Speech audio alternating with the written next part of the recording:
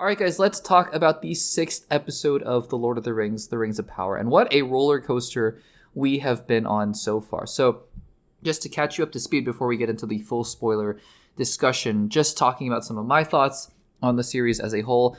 You know, I do this recap every single segment because we get new viewers every single segment. Thank you guys so much for watching, by the way, for listening to the podcast. But, just to catch you guys up, I was not a big fan of season 1. I'm a big Lord of the Rings fan, books and movies. Obviously, the movies are amazing, but the books I really enjoy as well. I'm actually currently rereading The Fellowship of the Ring. Been really enjoying that. But yeah, not a huge fan of season 1. Thought it was just nothing egregiously wrong, just kind of bland and a little bit boring. So I was skeptical heading into season 2. I loved episode 1 of season 2. I thought it was just great to see the manipulation of Sauron as he gets his plan in order. I thought episodes 2 and 3 were kind of, I think episode 2 was okay and episode 3 was fine for the most part. And then I really disliked episode 4. So it's been a little bit of a roller coaster. But last week, I think we got the best episode of the entire series. Just the Dwarven rings and seeing how they're affecting King Durin and how Sauron is working behind the scenes with Celebrimbor to really get the rings in the place that he wants them to get them. And even the stuff in Numenor, which I just haven't cared for the Numenor subplot at all in the first 2 seasons, has suddenly become a little bit more interesting to me with Elendil and the way that he, and we'll talk more about Elendil obviously in this episode, but in the last episode, just the way that he was handled with the whole mutiny scene and that soldier being killed, I just thought all of it was really, really good. So last episode I thought was one of the best episodes. I think the best episode of, I guess, the 13 that we had been given thus far. So we head into the 6th episode of season 2.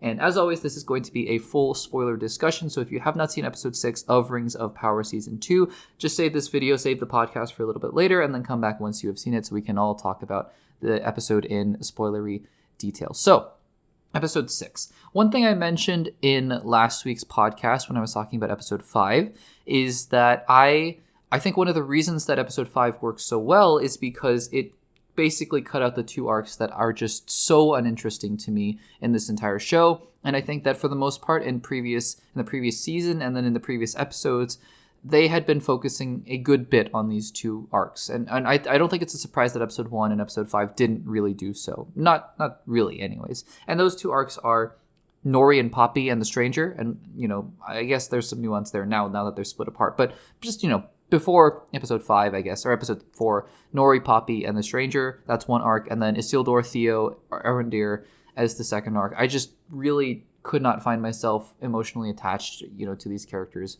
really at all. And so it's not really a coincidence to me that episode 5 didn't really talk about these character arcs. And Numenor, to be fair, was one of those arcs that I just didn't really have any interest in. When the giant eagle came in episode 2 or whatever, I was like, or episode 3, I was like, yeah, that's kind of interesting, I guess. So episode 5, kind of just did away with that for a little bit at least, and dealt with the Sauron plot in general, which I think is the best part. But it's not like this show, now that it's completely shot and written and edited and everything like that, is they're able to ignore those character arcs and whatnot. So we will talk about them as they appear in this episode. Although I will say up front that the Theo, Arondir, Isildur arc is not really here in this episode, which makes me worried because it makes me think in episode 7 it's basically all going to be them, but I guess we'll get there when we get there. So we start out here, and I think it's really great that Celebrimbor is going insane. I think that the focus here on Celebrimbor, he has become instantly one of the most interesting characters. I'm not going to say my favorite because it's not like he's super charismatic or likable or relatable or anything like that. But one thing I love about this character is that he's so interesting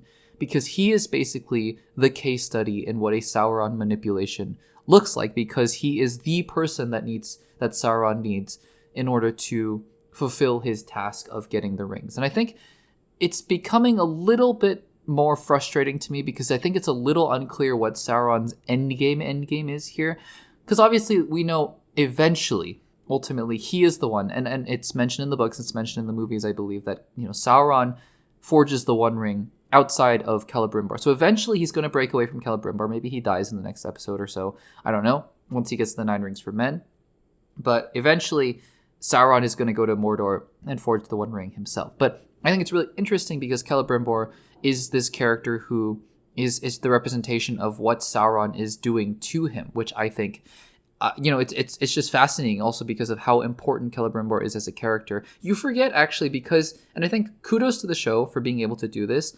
As someone who read Lord of the Rings before and who watched the movies before, I'm sure they made mentions of all these things that are being talked about here, and it just went completely over my head. But now that I'm reading Fellowship of the Ring again, all these references have actually been in the Tolkien book. So I get it that there are a lot of things that hardcore Tolkien fans are upset about for the show. And, I trust me, I've had a lot of conversations with you guys. Thank you so much for discussing these things with me. It's really fun to talk about these episodes in the comments below. But a lot of diehard Tolkien fans have just not been a fan of the way that these writers have handled the show. I get it. I haven't myself read the Silmarillion, and I probably will at some point.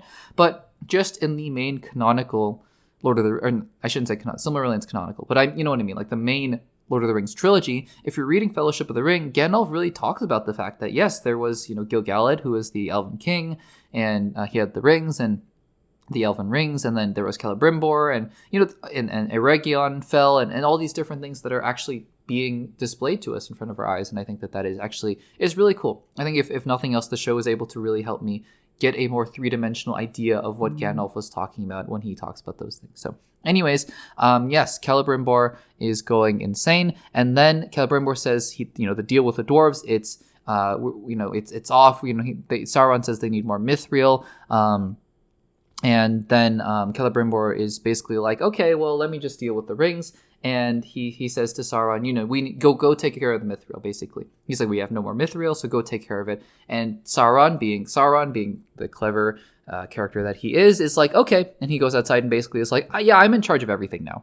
Which I think is just really interesting. And again, one of the more fascinating parts of the show, just the manipulative nature of Sauron as a character.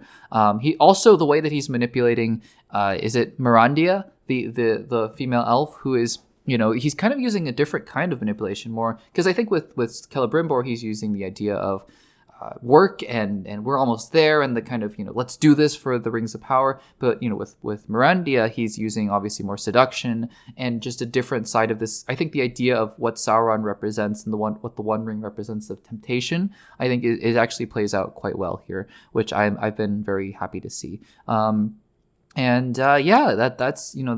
a really great start to the episode. Now we move on very quickly to the Galadriel Adar subplot, which I think and I get it more now what they were going for at the end of the episode. So I think it's a fine thing for me, at the beginning of the episode when they first show up, to be like, I don't quite know how to feel about this. And I think now that I've watched the whole episode and watched the last couple episodes where Galadriel and Adar were together, I think it makes sense. I think that that's exactly what the writers were intending. So I think that that's a good job on their part, just to be like, I don't quite know what's going on here. Do I trust this? And does this make sense? It didn't quite make sense to me. And I think that is something that is to the show's credit. I also think that one thing Adar points out is that Galadriel's fatal flaw is her pride, which I think was mentioned in last season as well. But I think it's good to point out here that this is a character who is so proud of the heritage and the elven lineage that she comes from that she's really unable to see past it, which I think is, I think that that's a really interesting point to make for a character who is otherwise kind of bland and one-dimensional in the first season. So then we move back to Numenor, and we have Elendil, and we have the king, Pharazôn, setting Elendil free, but basically he wants him to it's the whole classic, bend the knee, and I'll let you go. And obviously Elendil, as the righteous man, the father of Isildur and everything like that, he refuses, and so then we get this whole other subplot as well, which we'll come back to in a little bit, because we are switching subplots very quickly, and we get back to Tom Bombadil. Now, here's an interesting parallel that I made with Tom Bombadil, as we see him take on kind of a mentor role, kind of just being a weird spirit guy, which he's very different, I will say, in this show than what I imagined him to be, because what I imagined him to be, based on the books, and again, this is just based on the books, so because we haven't seen him in live action thus far, is more of a Yoda character in The Empire Strikes Back. And I'm talking about, I guess, because after Yoda reveals himself to Luke Skywalker, he gets a little bit more serious. But, even after that, he's very whimsical, he's funny, he's just a crazy old man, but he has a lot of wisdom to him. And I kind of imagined that would be what, Tom Bombadil would be. But it turns out he's just a very somber, boring, kind of creepy character that I just didn't really imagine him to be. And we'll talk about the completion of that character arc, because I guess he's gone now. Maybe he'll probably come back, but We'll see about that. Then we switch again to another subplot. I say this, I'm just talking about what's in my notes here. So it might seem like I'm a little frustrated with how fast they're switching the subplots, but I'm actually not. I actually think that they, for the most part, did a really good job pacing this episode. I think it's really coming to a head now, the show. It's episode 6. We only have 2 more episodes left.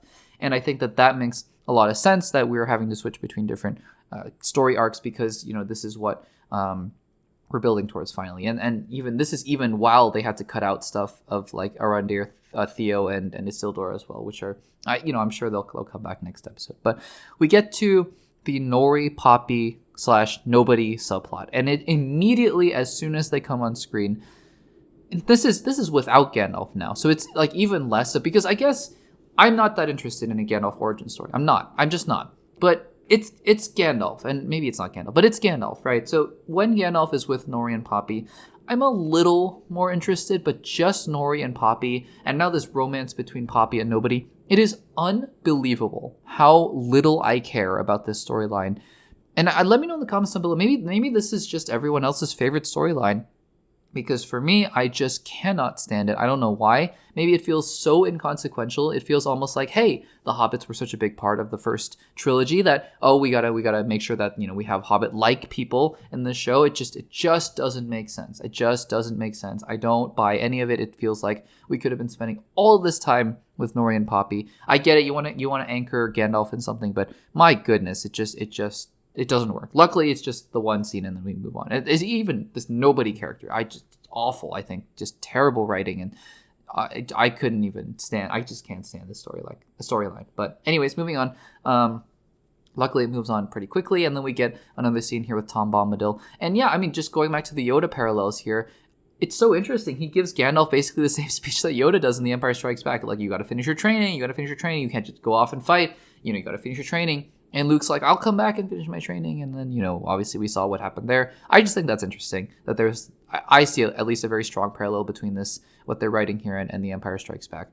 But I digress. So then we get back to King Durin. And this scene here where King Durin is talking to Prince Durin is a great scene. Just a fantastic scene where you see him unraveling. And he's just so creepy. And I'm so invested now because I think Durin was never a sympathetic character to me. He was just kind of a funny, entertaining character in the previous season and early on this season. But I think what's really gotten me hooked onto this character is the relationship between him and his father. It works on so many different levels because you see a son really trying to get his father back from the brink, and you see how destructive his father's obsession with the rings are, and yet that there's nothing that's going to take him back until he takes off the ring. And then I think that's just great. Moving back to Elendil, he has this conversation with his daughter, and this is a quote that I wrote down. Look, I think the writing in the show can sometimes be pretty bad, but sometimes it can be really, really good. And this is one quote that really made me think. He says to his daughter, I believe, "It is hardly mercy to ask a man to set his integrity aflame." And that's just a great line. Something about that line really struck true to me about integrity and about, having faith. He even talks about faith in almost a religious sense where he's like, I have to live out my faith. I can't just sit here and proclaim something and not live out my faith. And I think that's so interesting. Obviously, if for those of you who don't know, J.R.R. Tolkien was a Christian, and so a lot of religious undertones and religious allegories in his books. And I think that I don't know if it's intentional or not, but it's kind of carrying over to the show. Not to say anything about any one particular religion or anything like that, but just wanted to point out the interesting allusions here that I personally saw. Anyways, so then we have we have now Disa basically saying, okay, I'm going to stand in front of this cave and summon bat creatures. And honestly, this was not one of my favorite parts of the episode because I don't know where they came from. Where's the Balrog, by the way? Because we know the Balrog is there. This is Khazad-dûm. I think Khazad-dûm is where the Mines of Moria end up being, and so the Balrog is there. I think we saw the Balrog in one of the trailers for season 2. So just curious where the Balrog is. It's been my understanding, and I could be wrong, that the Balrog is sort of this idea of be careful what you wish for. Obviously, they keep mining, they get treasures, but they're eventually going to run into the Balrog, and obviously Khazad-dûm is going to fail eventually. So we'll see what happens there. We end this episode with Adar and Galadriel. And it's confirmed now that Adar was really more just interested in learning the plans of the elves and understanding that Halbrand is Sauron and then forming a plan of attack. Galadriel, I think, rightly thinks that he's just going into to Celebrimbor, to Halbrand / Sauron's trap. And it's interesting because I keep thinking about, why does Sauron want Eregion to fall? What's the reason, right? Is it just because he wants to get rid of Celebrimbor as soon as the rings are forged? I mean, he spends, so much time. There's the whole illusion thing, which I think is really interesting as well, to make Celebrimbor think that everything is fine while it's basically in flames. I think that was a really cool sequence. But I guess what I'm left with here is, also, where did Sauron get the mithril, by the way? I don't remember him taking it. Maybe I just completely missed it. But anyways, what I'm left with here, just plot-wise, is wondering why, I guess, what Sauron's endgame is here. Like I mentioned before, is it really to forge the One Ring at this point? Does he know about that? Or does he just want the kingdoms of Middle-earth to fight one another? Because that's what's happening. And if that's what's happening, then good job. I wish that we had a little bit more insight into Sauron himself, right? I think it's really cool that we get to see the manipulative parts of Sauron, but I'd like to know what is making Sauron himself tick, if that makes sense. But at the end of the day, right, as we finish out our discussion of this episode, I thought this was another solid step forward. I think that while this is not personally my favorite episode of the season or the series, it's very solid. It's very high up there. I think it's probably third behind episode 5 is episode 1, and now it's episode 6, because I think it's continuing a lot of the things that are really strong about this season, which is Sauron, Celebrimbor, the rings, even Adar, Galadriel, some of the Numenor stuff I think is really good as well. Well, yes, there's a couple scenes here with Tom Bombadil that I think are weird, and the Nori, Poppy, nobody storyline is just really grating on me at this point. But aside from that, so those are just little scenes here and there. I thought that this episode was really strong in continuing the story forward. Now, like I said before, they're going to wrap up the Nori Poppy storyline at some point, so we're going to get more of that. We're going to get more of Theo and Isildur and Arondir, and that's not stuff I'm looking forward to. So again, no matter what happens, right, this is not going to be the perfect season of Lord of the Rings, Rings of Power, but there is potential here. And I hope that, again, for me personally, right, because other people might really enjoy those subplots, but for me personally, if I were to see a season 3, and I can't imagine they're not going to greenlight a season 3 because they greenlit a season 2 and the reception to season 1 was even worse, than season 2. So I'm sure they'll greenlight a season 3. If we're going to see a season 3, I'd like to cut back on the storylines a little bit. There's just a lot going on here. I know you want to tell the fall of Numenor, and I know you want to do Sauron and Dark Wizard and Gandalf and whatever. Let's maybe cut back on the Nori Poppy storyline, and let's just focus on Isildur maybe as it pertains to him and his eventual downfall as the somebody who takes the One Ring. But I'll leave it to you guys. Let me know in the comments down below. What did you guys think of episode 6 of The Rings of Power? Was this your favorite, least favorite, or somewhere in between episode of season 2 or the whole series? Let me know in the comments down below. I would love to continue discussing this with you guys.